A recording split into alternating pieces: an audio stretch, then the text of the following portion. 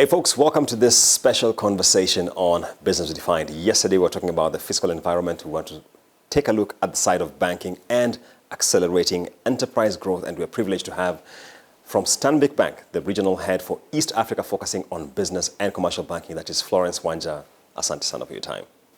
Thank you, Julian. Karibu on set. So Florence, we are just coming off the back of the half-year numbers for the banking season, and from what we are seeing, it looks like credit risk is still a challenge. Considering the kind of portfolio you're heading up, how does Stanbic Bank manage its credit risk, especially given we are in a transitory period in terms of risk-based pricing? Great question. I think that's a question many people are asking. I think as you've seen in the numbers, the NPL ratio for the banks is currently averaging about 17.9%, which is the highest it's been in the last decade. Now, the cause for the high NPLs, obviously, there are many reasons for that. And I know sometimes we think that it's just the macroeconomic factors, which have contributed to a large extent.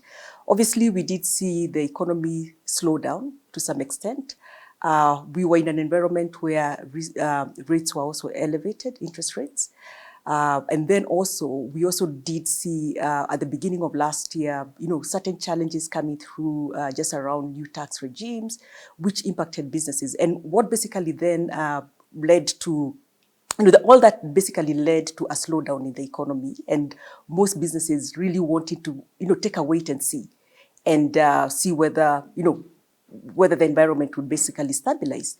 But besides that, there are other factors as well that may have contributed to, the companies actually not performing too well.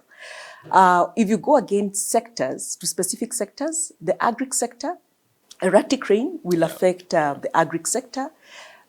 In the construction sector, we also did see less, spend, particularly government. With the government slowing down on development financing, that also did lead to a slowdown in that particular sector.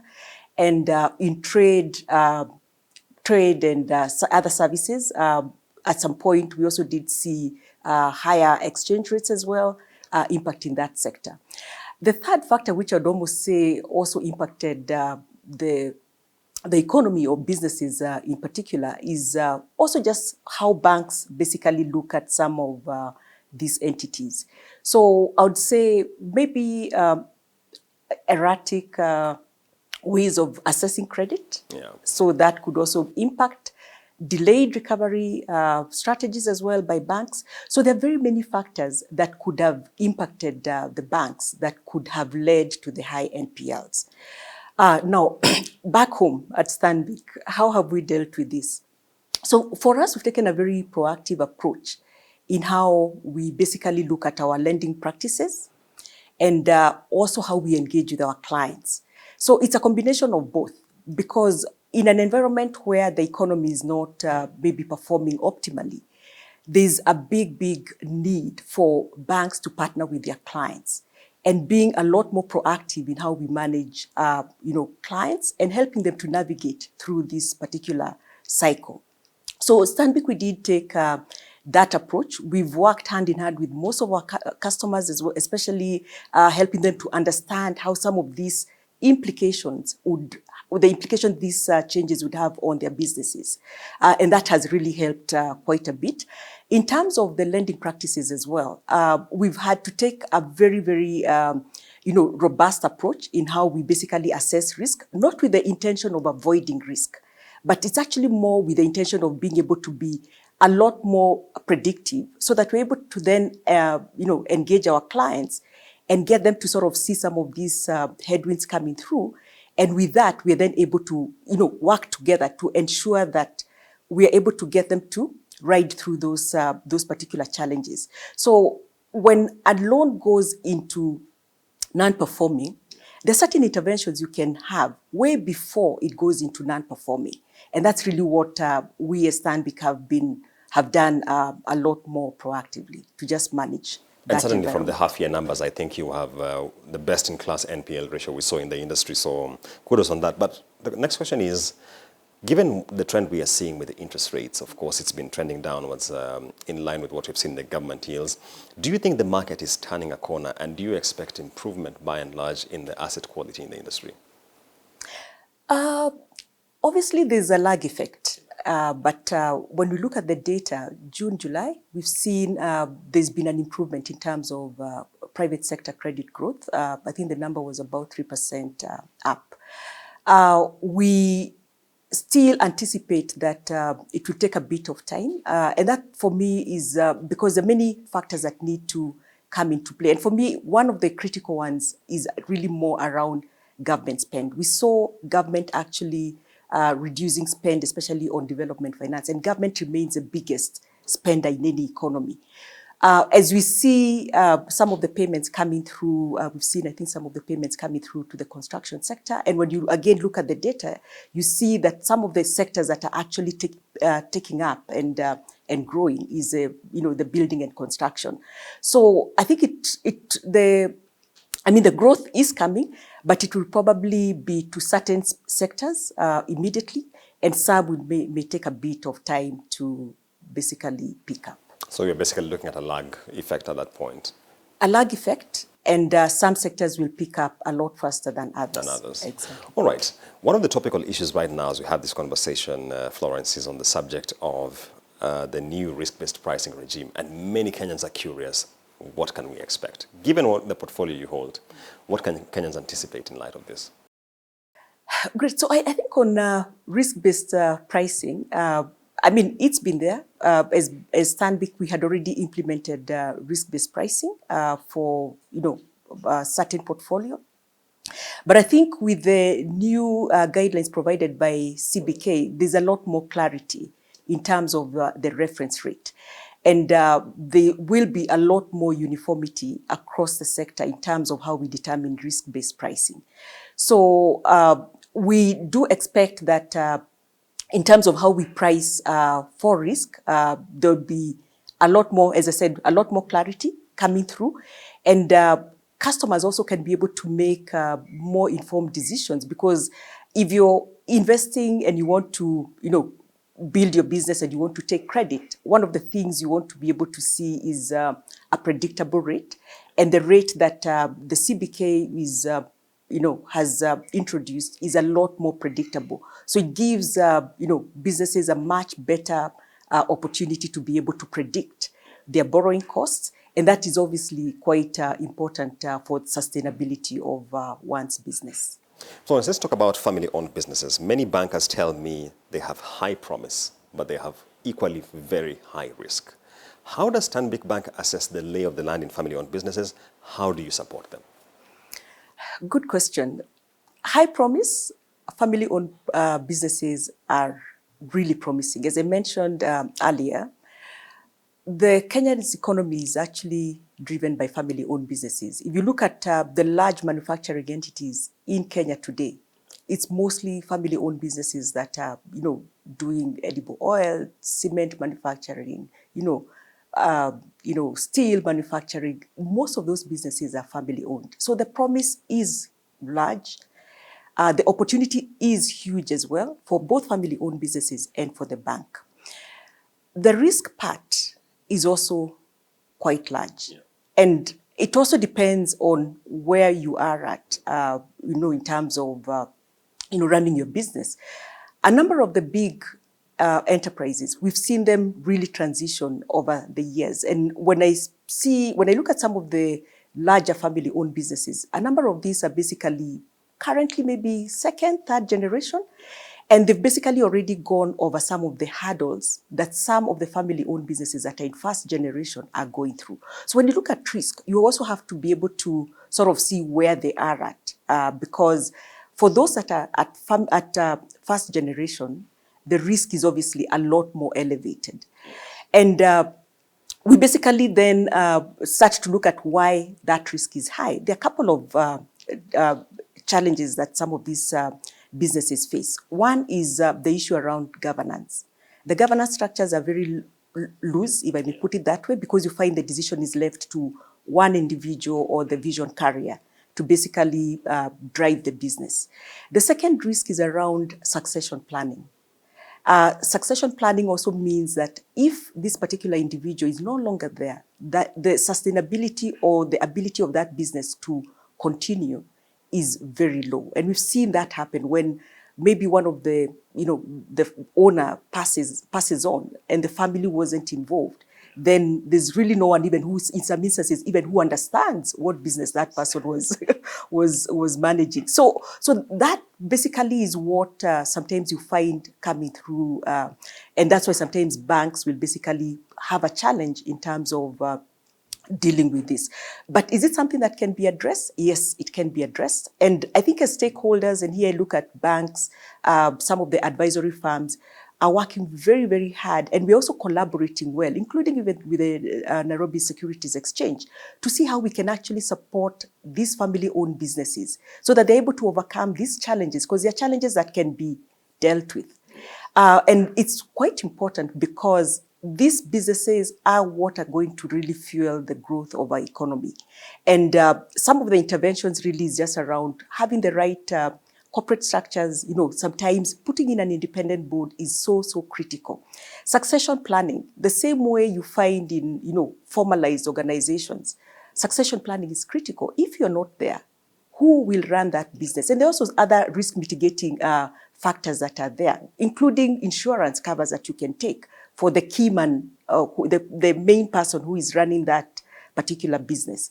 I think the other observation I have noted in the recent past is that even some of the established businesses that are basically on third generation, they're now transitioning to a much younger generation. And the way these guys are thinking is totally different from the vision carrier.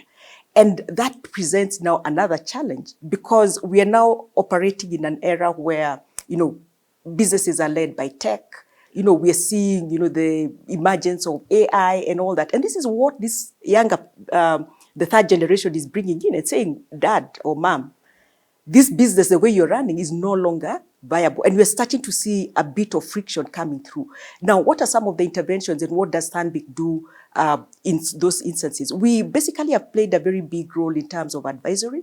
As I said, as stakeholders, we're also partnering together to sort of see what can we do together to support these businesses so that they're able then to transition. Because we want Kenyan businesses to basically scale and become global entities. Some of the global entities we see today are family-owned businesses, and we really do need to see more family-owned businesses, coming from Kenya and basically, transitioning and going into the region, and more importantly, even into the global play.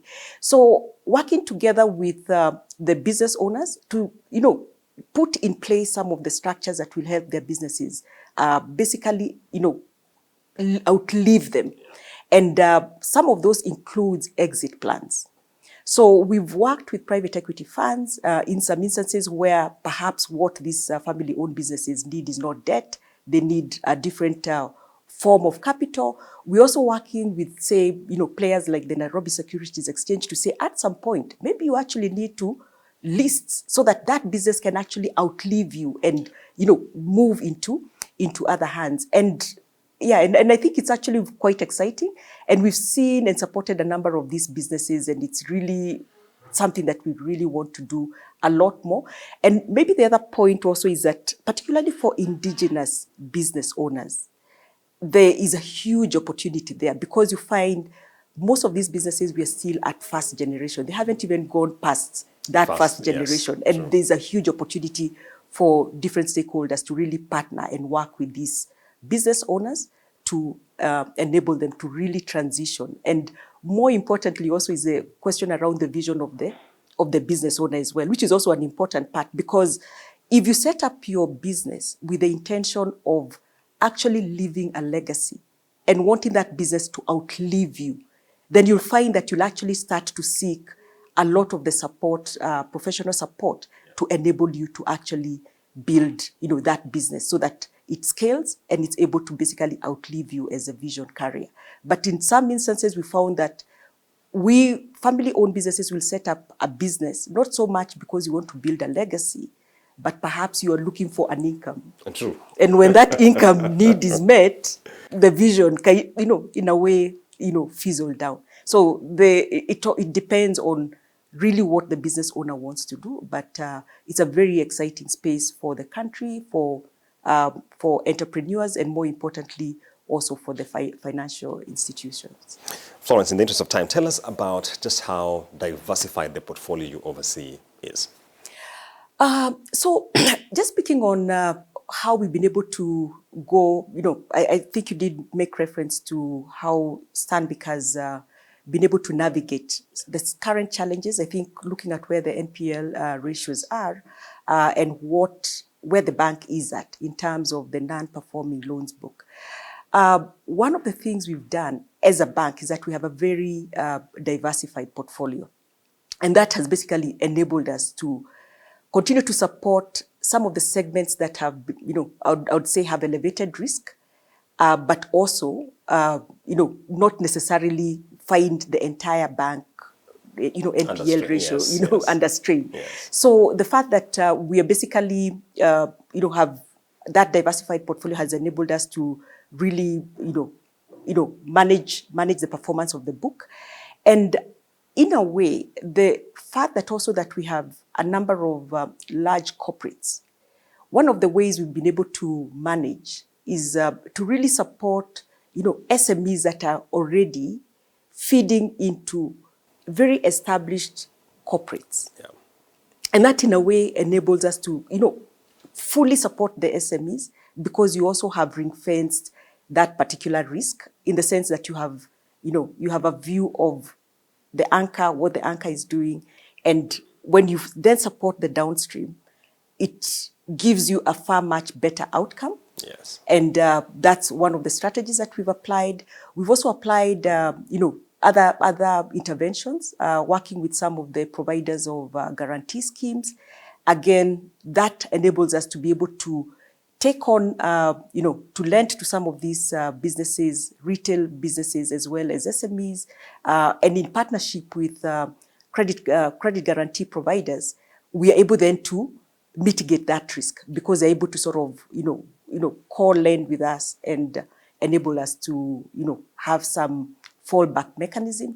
I think the other intervention really is really supporting these enterprises with the right lending solutions. Yeah. When I talk about lending solutions, it means, in some instances you find business owners will come and, they probably just want a loan. But a loan for what? So having that conversation and making sure the loan is basically well structured so that if you're going to import something, maybe equipment, you don't want to take a loan for 1 year. You want to take a loan that will enable you to bring the equipment, put the production in place and you start generating the revenue. So that structuring is so important in terms of us also being able to manage the NPL ratios. And I think it has also enabled us to still be able to support businesses even in such an environment because the option is, to take a wait and see, but that's not the approach we are taking.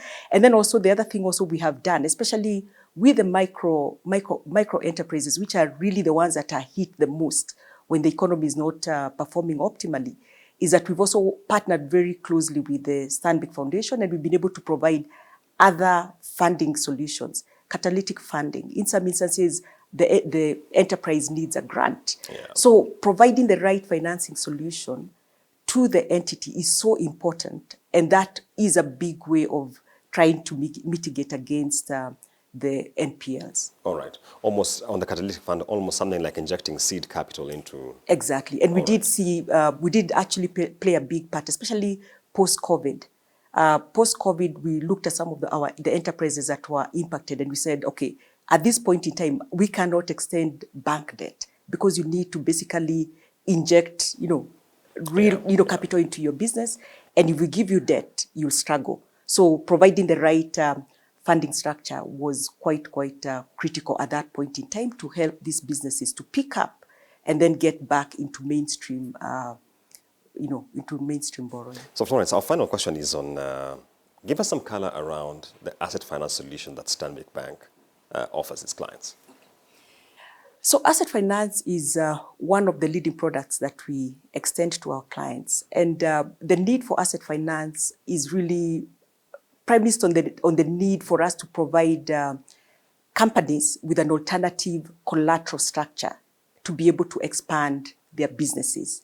or to be able to acquire assets. So asset finance, you find that the asset that we finance you is the collateral that we take.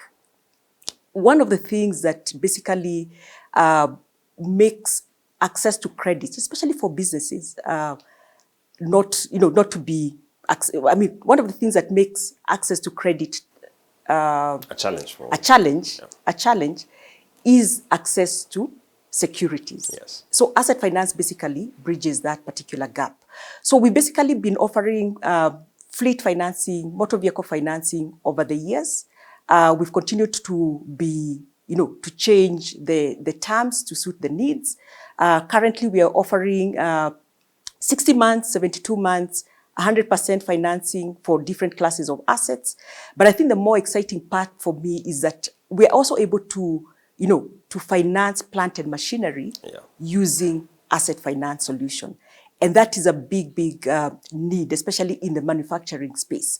And we've been able to partner with our customers to be able to really, enhance the manufacturing plants by providing this particular solution. In some instances, you may find the entity perhaps wants to own the asset. So we are able to do that. But in some instances, they don't want to own the assets. And we have a leasing solution as well, which enables you to acquire the asset without necessarily owning the asset. The other area we're looking at is actually in the investments around solar financing. Yes. And we found a number of players looking at alternative sources of energy to supplement or complement the grid. And we've been able to also provide asset finance solutions for that particular class of asset, which has enabled, entities, manufacturing entities to basically put up, a solar farm in their premises to be able to generate additional energy. And that asset is actually the collateral. Yeah. And I think that's an emerging space and something that is actually quite exciting for us because as a bank, we are looking at leading in energy transition.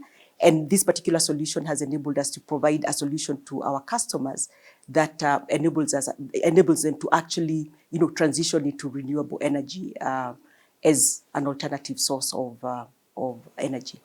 And Stanbic Bank is also quite big on green finance, so I think that easily exactly dovetails into that. Yeah. For the bigger entities, bigger plants, we've been there over the years, but this now enables your SME, your medium-sized enterprise to also be able to invest in alternative energy solutions using asset finance as a solution.